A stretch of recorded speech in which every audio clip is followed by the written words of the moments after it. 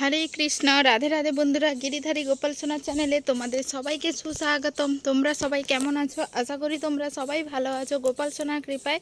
और तोमादेर गोपाल सोनाओ अनेक अनेक भालो आछे। आजके सोमवार सकाल थेकेई बृष्टि प्रचुर परिमाणे होच्छे। आजके भाद्र मासेर प्रथम 1 तारिख और आजके एई मासेर बांगला मासेर प्रथम दिन थेकेई बृष्टि। श्रावण मासेर प्रथम दिन रোद्दुर छिलो बोले पुरो मासटाई रोद्दुर गेछे, बृष्टि ना होवार मतो जेइटुकु होयेछे। किन्तु आजके सारा दिन एत परिमाणे बृष्टि होयेछे, सेई सकाल थेके बृष्टि पड़तेई थाकछे। एखन बाजे 11टा। ग्यासेई रान्ना करछि। आजके उनुन धराते इচ্ছে करछिलो ना, छेलेके निये गेछे, दिदी निये गेछे। और एखन होच्छे चालटा धुए निये एलाम। मोबाइलटा छिलो मायेर काछे, बाबार साथे कथा बोलेछिलो, मोबाइलटा निये एसेछि। रान्ना करब आजके ओलेर तरकारी और होच्छे तोमार खेसारी डालेर तोमार कि बोले ओइटा माखा, खेसारी डालेर माखा करब और होच्छे पेঁপে भाजा। चलो रान्नाटा करे नेই। এই চাল ধুয়ে নিয়ে এসেছি আর জল এখানে টকবক করে ফুটছিল। চালটা তুলে দিই।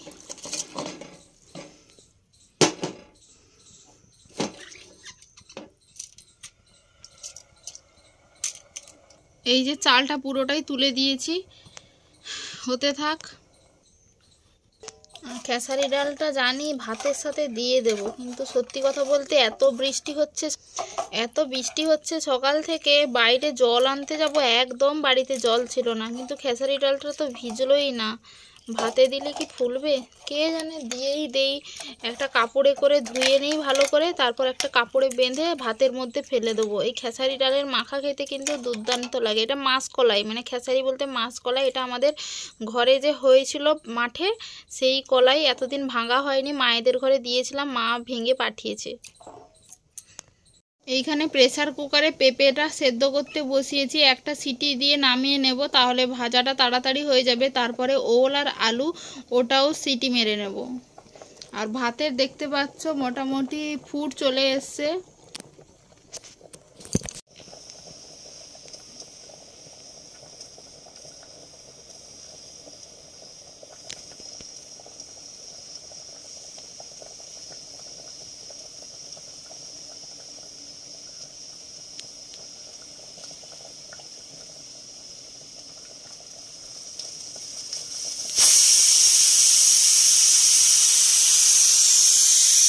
দুটো সিটি দিয়ে দিয়েছি, তাই বাষ্পটা বের করে ফেলবো, না হলে আবার বেশি নরম হয়ে যেতে পারে।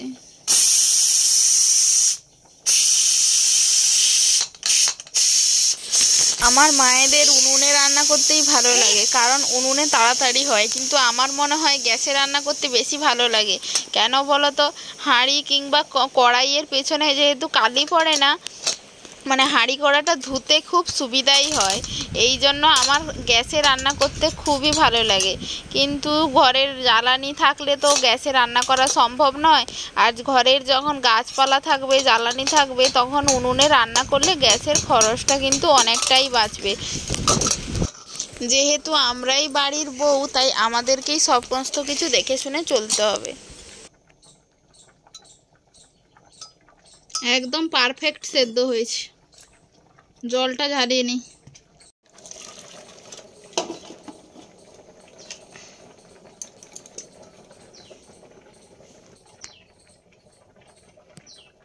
পেঁপে সেদ্ধর গরম জলটা আমি প্রেসার কুকারে দিয়ে দিচ্ছি, কারণ হচ্ছে তাহলে ওল আর আলুটা অনেক তাড়াতাড়ি সেদ্ধ হয়ে যাবে। যেহেতু জল গরম থাকবে, অনেকটা তাড়াতাড়ি সিটি দেবে। এইরকমভাবে করলে কিন্তু গ্যাসের খরচ অনেকটাই কমবে।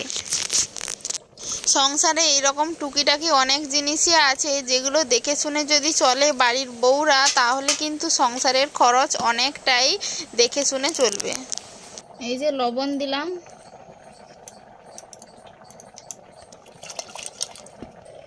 এই যে প্রেসার কুকারটা মেরে দিয়েছি। আর কারেন্ট চলে গেছে, মানে মোবাইলের ফ্ল্যাশ জেলে ভিডিও প্লাস রান্না দুটোই হচ্ছে। ভাতও প্রায় হয়েই এসছে, আর একটু পরেই নামিয়ে নেব। যেহেতু আর একটা বেলাবাটি কিছুই আজাড় করব না, তাই উনুনের মানে ওই পাশের আঁচটা কমিয়ে দিয়েছি। আর প্রেসার কুকারে এদিকে 3 থেকে 4টা সিটি দিলেই কিন্তু ওল আর আলু একদম ভালো করে সেদ্ধ হয়ে যাবে। দুটো সিটি দিল, আর দুটো দেব।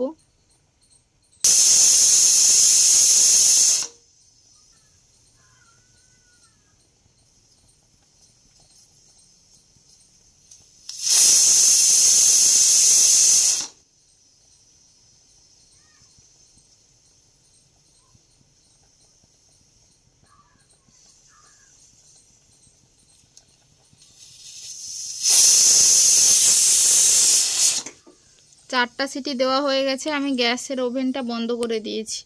যাই এবার ঝোলের জন্য যে মশলা লাগবে সেই মশলাটা আগে করে নিয়ে এসি। একটু আদা বাটা আর একটু জিরে বাটা, এর থেকে আর বেশি কোনো মশলা দেব না। মায়ের যেহেতু শরীর তেমন ভালো হয়নি আর মায়ের এত রিচ রান্না খাওয়া উচিতও নয়, তাই একদম কম মশলায় রান্না করব। কড়াইতে প্রথমে একটু সর্ষের তেল দিয়ে তাতে 2টো শুকনো লঙ্কা একটু ভেজে নিচ্ছি, কারণ খেসারি ডালের যেহেতু মাখাটা করব, আর খেসারি ডালের মাখা কিন্তু এই রকম শুকনো লঙ্কা দিয়ে যদি মাখা হয় তাহলে কিন্তু খুব ভালোই হয়। যাই হোক, 2টো শুকনো লঙ্কা ভেজে তুলে নিয়ে তারপরে সেদ্ধ করে রাখা পেঁপেগুলো এপিট ওপিট একটু লাল লাল করে ভেজে নিচ্ছিলাম। যেহেতু পেঁপেগুলো একটু পাকা মতো হয়ে এসছে, পেঁপেগুলো কিন্তু বেশ সুন্দর মিষ্টি খেতেও। আর পেঁপে ভাজা যদি একটু মিষ্টি মিষ্টি হয় তাহলে কিন্তু খুবই ভালো হয়। আর যে সমস্ত পেঁপে হালকা পাকা পাকা হয়ে আসে সেইগুলো দিয়ে যদি ঝোলও রান্না করা হয় তাহলেও কিন্তু সেই তরকারির স্বাদ দ্বিগুণ বেড়ে যায়, সেটা আমার মনে হয়। কারণ আমি অনেকবার করেছি, শুধুমাত্র জিরে ধনে বাটা দিয়ে পাতলা তো ঝোল করলেও সেই সেম টেস্ট আসে আর খুব ভালোও লাগে।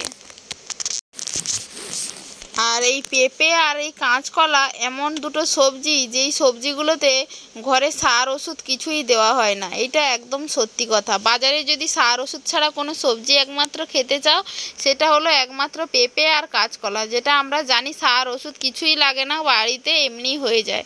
যাই হোক, তারপরে পেঁপে ভাজাগুলো হয়ে যেতে ঝোলের জন্য মশলা কষিয়ে নিচ্ছিলাম। তেলে একটু 5 ফোড়ন, একটু হলুদ গুঁড়ো দিয়ে আদা জিরে বাটাটা দিয়ে দিয়েছিলাম। তারপরে পরিমাণ মতো আর একটু হলুদ লঙ্কার গুঁড়ো দিয়ে কষিয়ে সেদ্ধ করে রাখা ওল আর আলুগুলো দিয়ে দিয়েছি। ওল আর আলুগুলো একটু নাড়াচাড়া করে সাঁতলে জল তুলে দেবো। বেশিক্ষণ লাগবে না, সেদ্ধ তরকারি তো অল্প জল দিলেই কিন্তু বেশ তাড়াতাড়ি হয়ে যাবে। আর আজকে তোমাদের ঘরে কার ঘরে কি ভগবানের জন্য সেবা করেছো অবশ্যই কিন্তু কমেন্ট করে জানিও। আমাদের ঘরে তো যেদিন যা থাকে তাই দিয়েই ভগবানের সেবা আমরা দেই। আর একা হাতে যেহেতু এখন সমস্ত কাজ করতে হয়, তাই আর গপু সোনাদের জন্য বেশি কিছু রন্ধন করতে পারি না। বাড়িতে এখন আছে আমার 4 জন গপু সোনা। গপু সোনাদের জেঠিমা পাঠিয়ে দিতে বলেছিল, একটা জিনিস দিতে গেছিলাম, ঝিঙে হয়েছিল, দাদাকে দিতে গেছিলাম। সত্যি কথা বলতে গপু সোনাদের বাড়ি যাওয়ার কথা একদমই মনে নেই।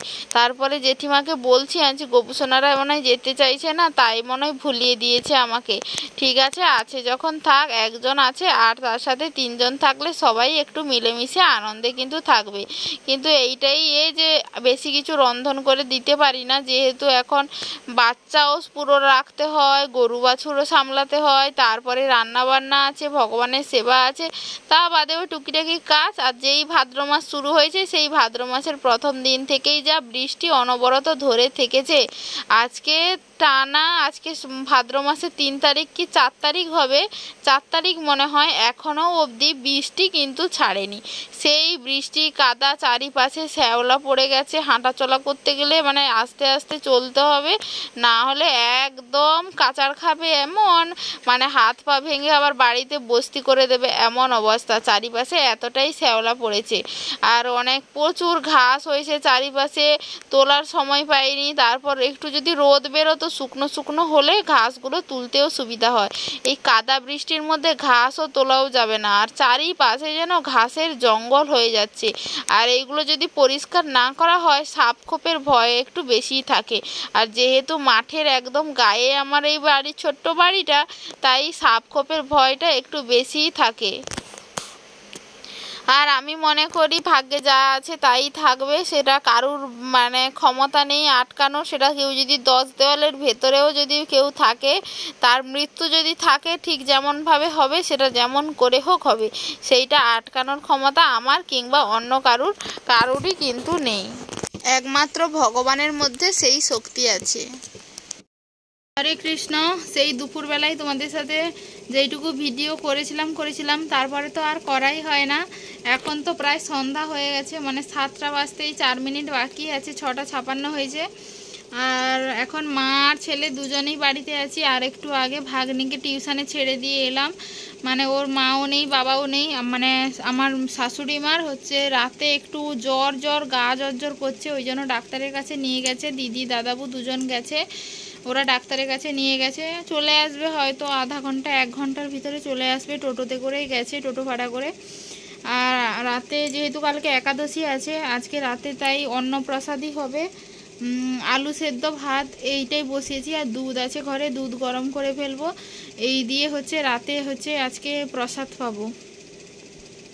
আর একটা কথা, মানে জন্মাষ্টমী তো চলেই গেল, একজন দিদিভাই খুব সুন্দর একটা কমেন্ট করেছিল আজকের ভিডিওতে, যে সত্যি ভগবান যদি কৃপা করে সব কিছুই সম্ভব হয়। এটা সত্যি কথা, জানি না সেই দিদিভাই মানে ভিডিওটা দেখছো কিনা। একটা কাহিনী তাহলে বলি, তোমাদের সাথে বলেছিলাম যে একটা জিনিস সব কিছুই হবে জন্মাষ্টমীতে, কিন্তু একটা জিনিসের জন্য মন খারাপ থেকেই যাবে, যে গোপু সোনার জন্য একটা সুন্দর মানে ভালো জামা হলো না। কিন্তু সত্যি কথা বলতে ওইটা নিয়ে মন খারাপ ছিল। জানি তো এইখান থেকেই মানে গোপু সোনার জন্য যা জামা কাপড় পাবো নিয়ে আসবো।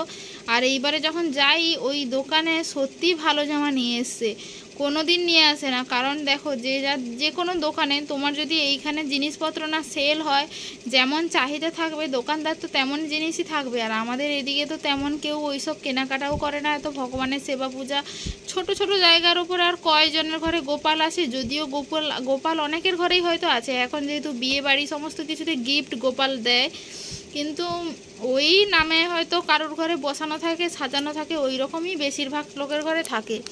ওই রকমভাবে যে নিত্য সেবা ওই রকম খুব কম মানুষের জন্য মানে মানুষের ঘরে করে, তাই জন্য দোকানে এত সেল হয় না। যদিও সেল হয়, এই যে ধরো 30-40 টাকা যে এক একটা জামা, সুতির জামা, ওইগুলো হয়তো মানুষ 2-4টা নেয়, না হলে নেয় না। যেহেতু নেয় না তাহলে দোকানদার কেন রাখবে। কিন্তু অদ্ভুতভাবেই দোকানদারকে মানে রেখেছে বলতে, একজন মাতাজি অর্ডার দিয়েছিল, উনি মায়াপুর থেকে কিন্তু মাল করেন, ওই প্রভু যে মানে যে প্রভুর দোকান এইখানে বলছি আর কি, একজন মাতাজি তার গোপালের জন্য এবং কিছু তার আত্মীয়দের ঘরে গোপু সোনারা আছে তাদেরকে গিফট দেওয়ার জন্য ভালো জামা অর্ডার দিয়েছিল। আর সেইখানে 8টা জামা অর্ডার দিয়েছিল, নিয়ে এসেছিল 13টা জামা। আমি ওখান থেকে একটা ভালো জামা পেয়ে গেছি, মানে আমি বুঝতেই পারিনি যে এই জামাটা, মানে দেখো আমি স্ক্রিনের ওপরে গোপু সোনার ছবিটা দিয়ে দিচ্ছি, যেটা গোপু সোনা নন্দ উৎসবের দিন পরেছিল, এই জামাটাই ঠিক। এই জামাটা হচ্ছে পেয়েছি, মানে সত্যি মানে কিভাবে মিরাক্কেল ঘটলো নিজেও বুঝতে পারলাম না। যাই হোক, সবই ভগবানের লীলা, ভগবান যদি চায় কোনো কিছুই অসম্ভব নয়। একটা কাহিনী খুব সুন্দর মানে মনে পড়ে, তোমাদের সাথে মনে পড়ে গেল, এই যে অসম্ভব বলে কিছু নেই, মানে ঠিক কাহিনীটা আমার মনে নেই, কিন্তু জাস্ট যতটুকু মনে আছে সেইটুকুই বলছি। একবার নারদ মুনি এই মর্তে এসেছিলেন, আর দেখছিলেন যে একজন ব্রাহ্মণ ভগবানের সেবা পূজা করে। সেই ব্রাহ্মণের সাথে যখন নারদ মুনি দেখা হয়েছিল, তখন সেই ব্রাহ্মণ নারদ মুনির সেবা পূজা করে তাকে জিজ্ঞাসা করেছিলেন যে আমি কবে ভগবানের কাছে ফিরে যাব, ভগবত ধামে যাব কবে। আর তখন বলছে যে ঠিক আছে, আমি ভগবানকে জিজ্ঞেস করে এসে তারপরে হচ্ছে তোমাকে বলবো। তারপরে কিছুটা যেতে যেতে যেতে যেতে একজন মুচি, মনে হয় মুচি যত সম্ভব, দেখা হয়েছিল। উনি এদিকে মানে জুতোর কাজ করছে, এদিকে হচ্ছে ভগবানের নাম গুণকীর্তন গাইতেই আছে, যতক্ষণ তার বসে আছে তার কাজ করছে, কিন্তু ভগবানের গুণকীর্তন গাইতে আছে। সেও নারদ মুনিকের সাথে যখন দেখা হলো, তখন নারদ মুনিকে তিনিও সেবা পূজা সমস্ত কিছু করে মানে নিজেকে অনেক ধন্য বলে, যে সত্যি আপনার মতো মহান মুনি ঋষি আমি আপনাকে মানে আপনি আমাকে দর্শন দিয়েছেন, সত্যি আমি অতি ভাগ্যবান, কিন্তু আমি ভগবানের কাছে কবে ফিরে যাব সে জিজ্ঞাসা করছিল। তখন নারদমণি বলেছিল যে আমি ভগবানকে জিজ্ঞেস করি তখন বলবো।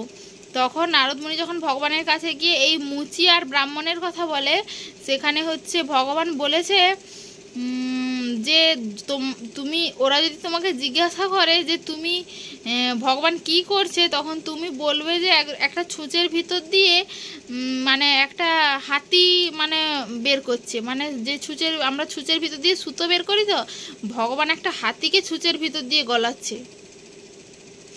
আর সে আর বলেছিল ও যে এই যে মুচি সেই হচ্ছে আগে ভগবদ্ধামে ফিরে আসবে।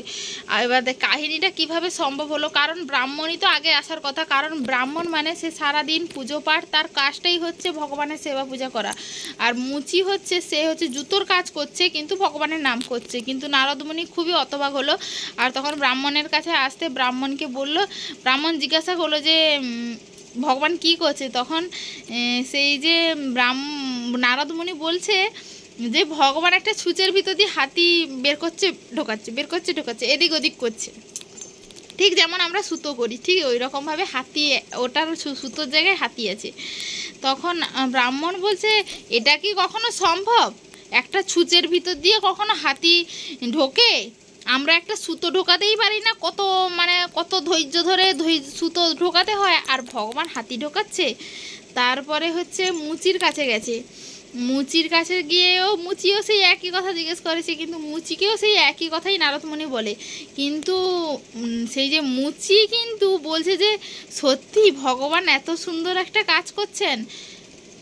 তখন নারদমুনি অবাক হয়ে গেলেন, মানে ব্রাহ্মণ সে বিশ্বাস করলো না, ভগবান চাইলে তো সব কিছুই পারে, ছুঁচের ভিতর দিয়ে একটা হাতিও বের করে দিতে পারে, উনি ভগবান, উনি তো সব কিছুই পারেন। কিন্তু ব্রাহ্মণের সেই বিশ্বাসটা ছিল না, আর তাই জন্য সেই মুচিকে বলেছিল যে তুমি খুব তাড়াতাড়ি ভগবানের ধামে ভগবদ্ধামে ফিরে যাবে। এই কাহিনীটা খুব সুন্দর, এইটা মানে বলার কারণ একটু যতটা পেরেছি বলেছি, আমি কিন্তু ভালো করে জানি মানে মনে নেই ঠিকঠাক, যতটুকু মনে আছে সেইটুকুই তোমাদের সাথে শেয়ার করার চেষ্টা করলাম। মানে এইটুকু থেকে এই শিক্ষাটাই পাওয়া যায় যে ভগবান চাইলে সব কিছুই পারে, যেটা আমাদের মনে হয় যে না এটা পারা সম্ভব নয়, সেটা ভগবান কিন্তু সব কিছুই, সমস্ত অসাধ্য সাধন একমাত্র ভগবানই করতে পারে। যাই হোক, এইটুকু বলার ছিল। আর কোনো যদি কাহিনীটার ভিতরে হয়তো